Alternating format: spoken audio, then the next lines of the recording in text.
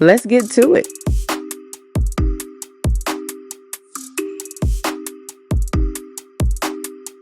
Now, I don't have a large following, but I would love to know, is there anybody out there who works in tech that feels genuinely secure in their role at their company for at least the next 2 years?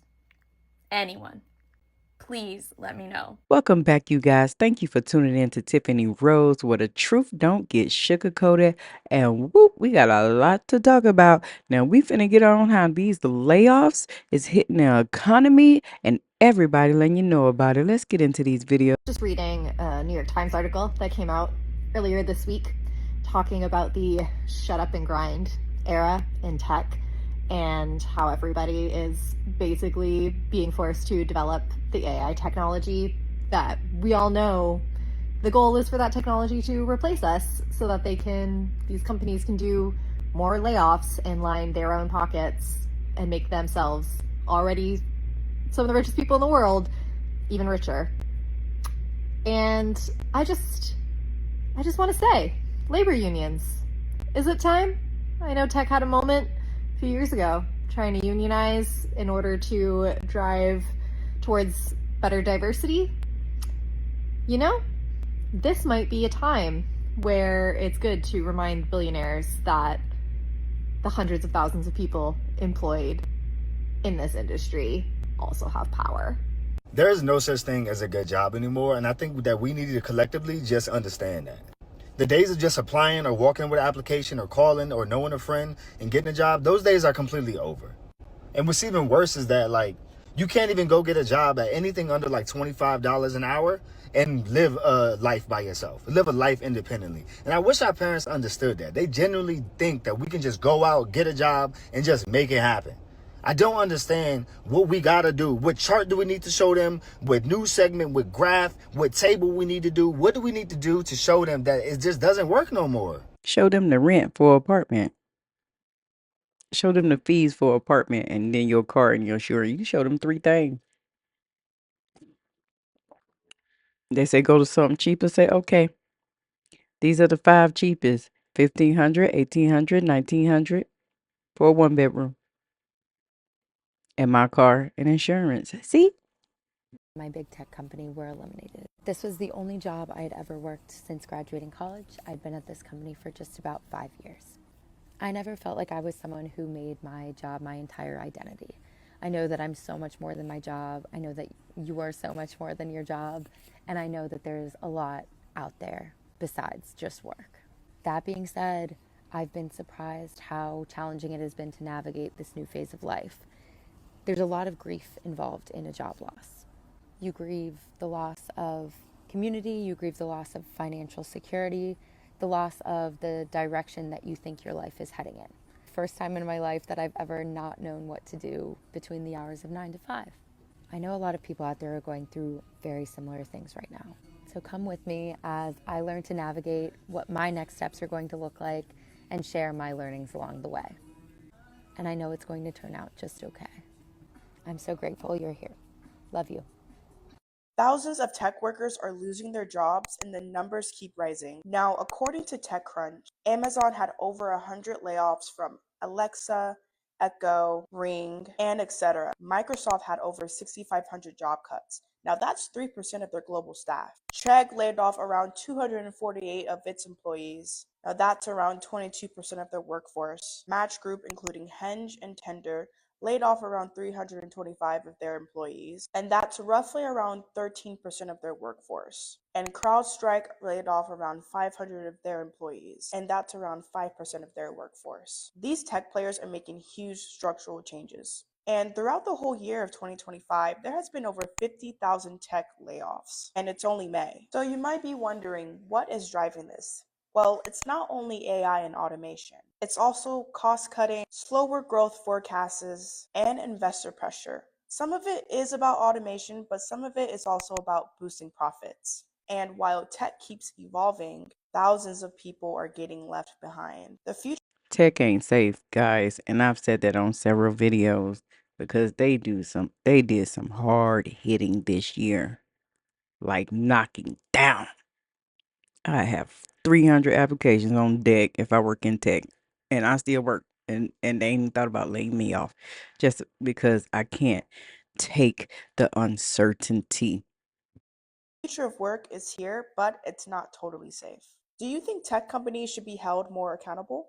Drop your thoughts down below and follow for more tech updates. You need to spend more time networking on LinkedIn. You need to spend more time reaching out to your professors or peers, anyone that you could think of, even your mom's friends or dad's friends. I don't know. You never know who might know somebody that is looking for an intern or an engineer. I'm saying intern because if you don't have any experience and you graduated a while back and you still haven't gotten a job, just apply for internships. They're great. And it's also a stepping stone into like building a relationship with the company. They get to know you, you get to know them. That internship can turn into a full-time position. Something else that you can do, and I'm not saying go back to school, but you could go back and get a master's or a PhD if if you're interested, if that's something that you have been thinking about, definitely do it. Take one singular class to improve upon your coding skills or whatever it is that you're trying to do. You can also get certified for specific skills or things like that through LinkedIn or Udemy. Just show that on your resume. Show that you have been working on personal projects, developing your skills, that you never stopped growing. Guys, I just had an interview and the question was, or the guy was like, have you played chess? I was like, yes. And then he was like, do you know what an elephant is? I was like, yeah, it can move diagonally, right? And it can jump over things. And he's like, no, it can move straight down or straight to the side. And then I was like, are you sure? And he was like, yes. And I was like, okay, because men don't like to be told they're wrong. And I'm 100% sure he's wrong because I have played chess before. But okay. And we keep going with the interview, but in my head I'm just laughing my ass off. Like, it's fine, it's not that big of a deal if you don't know, but I just hate that I was like, are you sure? And he's like, yes. Like, I was like, no, and he's like, yes. I didn't push it because I'm trying to get this job, but I'm so tempted to just send him the Wikipedia now because the elephant is diagonal, it can jump. He was referring to, like, I don't know what's called in English, but in Arabic the translation is castle, and like the one that can move down or across. Anyway, it doesn't matter. It was like a matrix question, and at the end of the day, it doesn't matter what the name of the piece is. I just was like, no. Should I be annoying and message in the Wikipedia? What does it take to get a job nowadays? Like an entry-level position. What does it take to get that? Because I've been job searching for over a year. I have a bachelor's degree, I have research experience, I have work experience of over 4 years, and I keep getting rejection after rejection after rejection. I have been, getting advice from recruiters on this app, from people who give career coaching advice online. I tailor my resume. I include cover letters even when it's not required. I do like a bullet point list so that it's easy to read why I'm a good fit. I go on LinkedIn. I reach out to, the hiring managers or the recruiters that work for the company. Truth is, no matter what you do, it's some heavy competition going on right now because the job market is very competitive. So we have a lot of people, not just you, going through the same things. I have put in apps, kept up with emails, call and ask where we at in the hiring processes, showed up on time, came prepared. And it's the same thing. You're that one person to 40 people applying for that same position. See, it's in a stack now because everybody looking for a certain amount to get paid because it's hard to survive on little to nothing. So if you got some real bills, you need some real pay. You don't got time to play. And that's what's going on. The reason why it's so hard, you guys, for you to find employment. But don't give up the fight because people are still hiring and getting the job. You ain't doomed. It's a lot of rainbows. It's a lot of, at the end, there's the light at the end of the tunnel. So you just gotta stay positive, and when it don't go your way, don't blame yourself, because it ain't you. And and I'll even reach out to people who already work in the position that I'm applying to. I do all of that after I apply, and I still get rejected. And then even if I make it to the next level with interviews and I do a good job, I'm prepared, I answer the questions great, everything seems well, send out my thank you emails, I'm very responsive to them, very professional in all of my communications with them. Even with all of that, I'm still not getting jobs. And like I said, it's been over a year and I don't know what to do anymore. I don't know if it's possible to get an entry-level job. I mean, I'm applying for jobs that I'm overqualified for, and I still am not getting those jobs or even getting a shot to interview with them because I'm getting auto-rejected for some reason. Like I said, I've been tailoring my resume, scoring it on ChatGPT to see, how does this resume hold up with for what they're looking for. And even with all of that, I'm still getting auto-rejected. And yes, I'm applying to jobs within, the week that they're posted. So honestly, what more can I do? What do people have to do nowadays to get a job?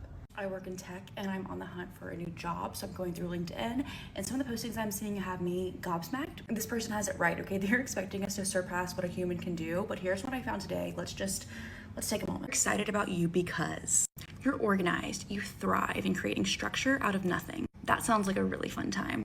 You thrive in a diverse set of responsibilities. Okay, so you're gonna want me to do a million different things. Got it. You're analytical. You let data win arguments, but you're also persuasive. You speak as if you're right and listening as if you're wrong. You act with urgency. Speed excites you. You prefer an accomplishment today than an accomplishment tomorrow. Once again, you are relentless. What is it with these jobs asking us to be relentless? Like, why is that the new trending word? I don't get it. It's these type of job postings that make me feel like I need to be killing my boss just sent a Zoom link out of nowhere. Here we go again. I just got fired and I'm kind of happy about it because honestly, I didn't want that funky job anyway. Truth is, the job was stressing me out, causing me anxiety and depression, and truly affecting my mental health. I've been debating quitting for a while now to pursue my passions full time, but with this current economy and job market, I just could not bring myself to make that risk. So God did it for me and forced me into a position in which I have no choice but to pursue my passions. Now, don't get me wrong, I cried my tears, but honestly, they were happy tears of relief, if you will, because I finally feel like I can breathe again. So in the spirit of new beginnings, I'm getting myself together, my mental health, physical health, discovering hobbies, organizing my space, and preparing myself for this fresh new start of pursuing content creation full time. But most importantly, getting my time and peace of mind back. I truly feel like the heaviest weight has been lifted off of my shoulders. I used to dread work every single day, and my days off just felt like an extended lunch break. I was just living until the next time I had to clock in, but not actually living. I only have one life to live, and wasting it in an environment that is bringing me down constantly is just beyond me. So these are your takeaways. A, everything happens for a reason. B, if the space you're in is unhealthy, leave. And C, when God closes one door, he opens 20 others. Let's be real, layoffs don't wait for anybody. They hit hard, fast, and without warning. You could be sitting at your desk today thinking everything is fine, and tomorrow you packing up your stuff. That's not fear-mongering. That's really what's going on in today's economy. That's just how it is. The scary part, most people aren't ready. They living paycheck to paycheck thinking their job is untouchable. The truth is nobody's safe around these parks. Company cuts costs, restructure, downsize, and people who suffer the most are the ones who don't see it coming. And that's a fact check. So what you do, you prepare, you pay attention, you make moves while everybody else sleep, you update your resume, build skills, save where you can, and be ready to pivot. Because when layoffs hit, hesitation costs more than money. It costs your stability, your peace of mind, your future, and you got to take care of that mental health, baby. This ain't about fear. It's about facing reality. You got to face reality. You can't run from it. Seeing the signs, taking action before it's too late. Don't wait until the headline. Be ready, stay alert, keep your eyes open. I'm Tiffany Rose. If you made it this far to the video, you might as well join the family. Over here, we talk about the economy, what's going on, keeping your eyes open and staying awake. And I'm Tiffany Rose. Till next time, sorry I hit the mic. I'm out. Let me know what you think down in the comments.